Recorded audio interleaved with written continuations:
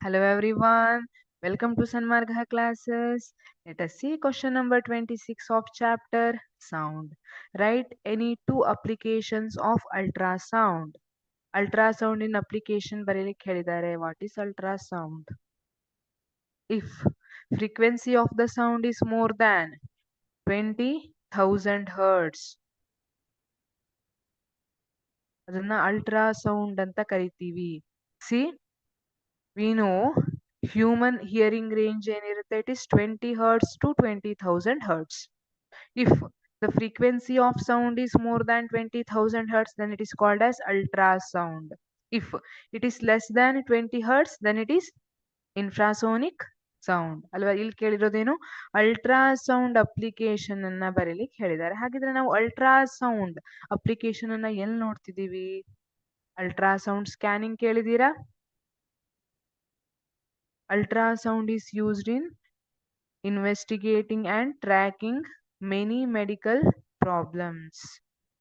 Ultrasound is used in sonar. See here, ultrasound is used in investigating and tracking many medical problems. Medical problems ಏನಾದರೂ ಇರ್ಬೋದು, kidney stones ಇರ್ಬೋದು, heart related problems ಇರ್ಬೋದು. ಈ ಎಲ್ಲ ಟೈಮಲ್ಲಿ ಅಲ್ಟ್ರಾಸೌಂಡ್ಸ್ ಅನ್ನ ಯೂಸ್ ಮಾಡ್ತಾರೆ. ಆಲ್ಸೋ ಪ್ರೆಗ್ನೆನ್ಸಿ ಟೈಮಲ್ಲಿ ಅಲ್ಟ್ರಾಸೌಂಡ್ ಸ್ಕ್ಯಾನಿಂಗ್ ಅಂತ ಫ್ರೀಕ್ವೆಂಟ್ ಆಗಿ ನೀವು ಕೇಳಿರ್ಬೋದು ಅಲ್ವಾ. ಅಲ್ಟ್ರಾಸೌಂಡ್ ಸ್ಕ್ಯಾನಿಂಗ್ ಅಲ್ಲಿ ಈ ತರ ಇಲ್ಲಿ ಯಾವ ತರ ಫೀಟಸ್ ಡೆವಲಪ್ ಆಗಿದೆ ಅದನ್ನ ಫೈಂಡ್ ಔಟ್ ಮಾಡೋದಕ್ಕಿರ್ಬಹುದು ಅಲ್ಟ್ರಾಸೌಂಡ್ ಸ್ಕ್ಯಾನಿಂಗ್ ಅನ್ನ ಯೂಸ್ ಮಾಡ್ತಾರೆ. ಆ ಟೈಮಲ್ಲಿ ಅಲ್ಟ್ರಾಸೌಂಡ್ ಅನ್ನ ಪಾಸ್ ಮಾಡ್ತಾರೆ.